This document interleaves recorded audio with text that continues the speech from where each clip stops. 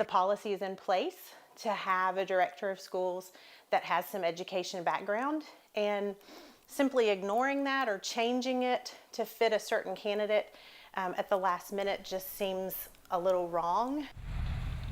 Should a candidate with no experience in the classroom or in a school system be able to lead a district?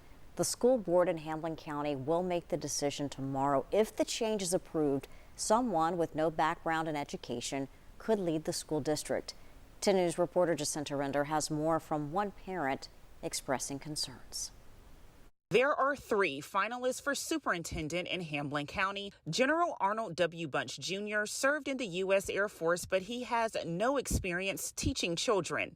And we're hearing from one parent expressing concerns. Having been a teacher, been a principal, served in a central office, you're very well versed in how a system of education works. Board members are set to choose the new district leader Tuesday night, but before that vote, the agenda calls for a change in policy. Right now, it says any superintendent must have experience working in a school district.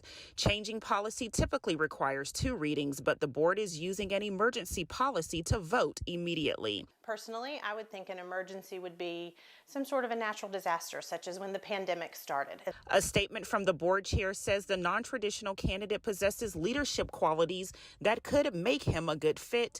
The chair also says the board made a number of emergency policy changes during the pandemic, so modifying or rescinding policies quickly has happened in recent history. If someone comes in who's never had experience, that's hard for them to maybe always make the right decisions to best support them. The next superintendent will need 4 votes to win the job. In Hamblen County, I'm Jacinta Render.